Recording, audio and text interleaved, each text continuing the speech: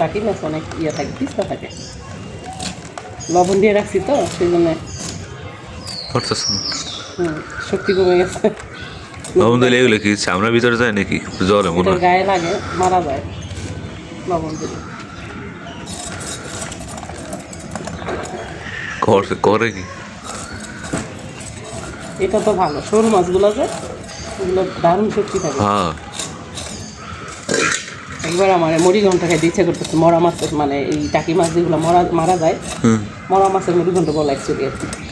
তো এবার ঢাকা তখন আমি থাকি রামপুরায়, তারপর তোমার মামি মায়ে গেছে আমাদের বাসায় বেড়াইতে, এবার আমি মুড়ি ঘন্টা খাবো, আমার ইচ্ছে করতেছে, তখন তো আমার নূর 3 মাসের পেটে, তো এবার ইচ্ছে করতেছে খাবো, বারান্দায় নিয়ে এগুলো মারতেছি, আমি অনেক জোরে জোরে মারতেছি, মানে পরে খালামণি বলে আলো ভাবি যায় বলতেছে কী ব্যাপার তুমি এমন করতেছো কেন, আমি না মুড়ি ঘন্টা খাবো তো তাই মারতেছি মাছটা, তাহলে তো স্বাদ হয়। ভাবি আসতেছে, আরে বোকা সেইটা না, একদম মরে থাকে নিচে থেকে সেইটা, আর এটা তো তুমি মারতেছো, এটা তো জীবিতই প্রায়, এটা দিয়ে ওরকম স্বাদ আসবে না। কতটা আমি দিয়েছিলাম। আমি আগে মনে করতাম যে টাকি মাছ আমার শরীরে কিছু আসো খাওয়ার জন্য, চিকুন চিকুন মাছ গাতার দেখি না, মানে ময়লা চলে জায়গা টাকি মাছ কাদাতেই থাকে বেশিরভাগ। আমার হাতে শক্তি নেই, সকাল থেকে কাজ করতেছিলাম, তাদের শক্তি কমে গেছে। মাছের এমন জায়গায় রক্ত আছে কিন্তু গোস্তের রক্ত নেই, এটা বুঝি না গেলে একটা পুকুর যদি শেষ জায়গা যে কাদাতে যে মাছগুলো ধরো, এখান থেকে কি মাছ ওঠে? টাকি মাছ, গুতুম মাছ, সাপ, সাপ মাছ, মানে সাপ ওঠে না থাকে হয়তো, আমি জানি না। কই মাছ ওঠে? তেলাপিয়া? কাদার মধ্যে তেলাপিয়া থাকে জানি না তো। কাদার মধ্যে না, পানি শেষ হলে তেলাপিয়া যাইতে পারে না, এখান থেকে যাইতে পারে, এখানে তো চাই কামড় দিয়ে রাখছে, দেখো পলিথিনের মধ্যে যায়। আরে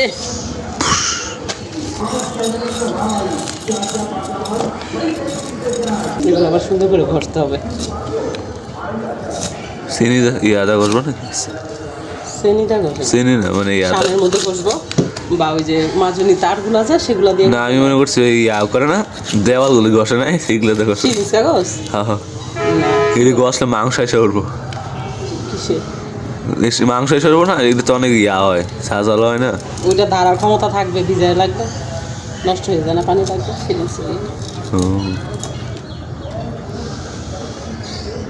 মুখের মধ্যে এতগুলি রক্ত, শরীরের মধ্যে শুধু সাদাইয়া হিমোগ্লোবিন কমই মাছ দিয়ে এমন মোড় লইলে ভালো চান্স। বলে ছেলে আমার রোগা মাছ। আসসালামু আলাইকুম মাই ইউটিউব ফ্যামিলি, কেমন আছেন সবাই? আই হোপ সবাই ভালো আছেন। আলহামদুলিল্লাহ আমরাও সবাই ভালো আছি। আয়েশা ব্লগসে সবাইকে স্বাগত। দূরেও কাছে যে যেখান থেকে দেখছেন প্রত্যেককে জানাচ্ছি আন্তরিক শুভেচ্ছা ও অভিনন্দন। নতুন একটি ভিডিও নিয়ে আসলাম আপনাদের মাঝে, যদি ভালো লাগে চলুন কিছুটা পথ আমার সাথে। বেশ অনেকটা ভোর থেকে কাজ করছিলাম ছাদে, তাই সময়টা আরও বেঁচে আছে, তো ভাবলাম নিজেও কাজ করে আসবো। এরই ফাঁকে বাচ্চাদের একটু পাস্তা বানিয়ে দিলাম।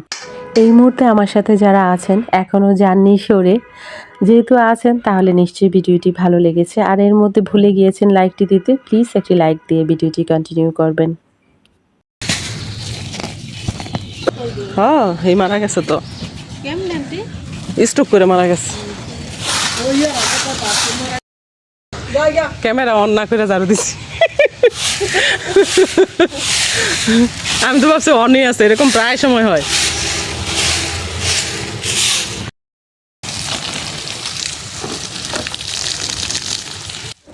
সুমায়ের সাথে গল্প করলাম, আর এই তো ঝাড়ু টাড়ু দিয়ে পানিটাও দিচ্ছি, আর ও এর মধ্যে চলে গেল। আর হ্যাঁ, সুমায়া হলো আমার বাসায় হেল্প করতো আমাকে একটা সময়।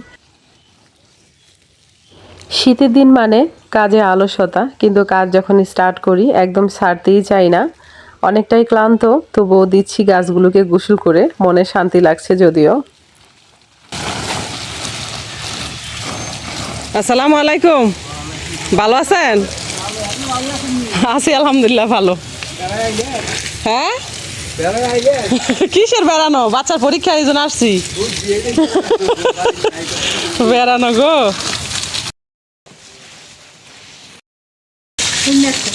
রাইসার মা আগে বলতো। হ্যাঁ যাবো এখন। প্রিয় প্রিয় আপু ভাইয়েরা, বলুন তো আমার বাড়িটি দেখতে কেমন? যদি ভালো হয় মাশাআল্লাহ বলতে ভুলবেন না প্লিজ।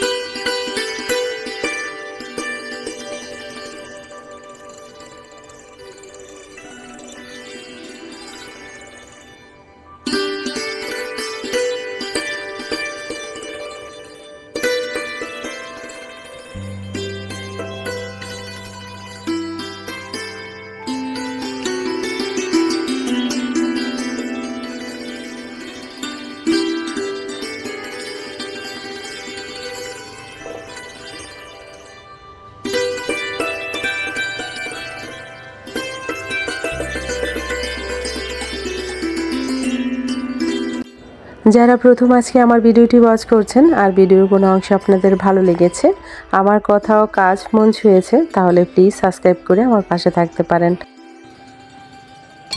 যারা অলরেডি এই কাজটি করেছেন এবং নিয়মিত আমার ভিডিও দেখছেন আর ভালোবাসা প্রকাশ করছেন, তাদের জন্য কি আর বলবো, মন থেকে দোয়া ও ভালোবাসা। আসলে মাঝে মাঝে বিশ্বাসই করতে পারি না, যাদের এতটা ভালোবেসেছি, যাদের এতটা মনোযোগ দিয়ে যত্ন করে রাখার চেষ্টা করেছি, তারাই আজ অনেক দূরে চলে গিয়েছে, ভুলে গিয়েছে সেই মায়া ভালোবাসা।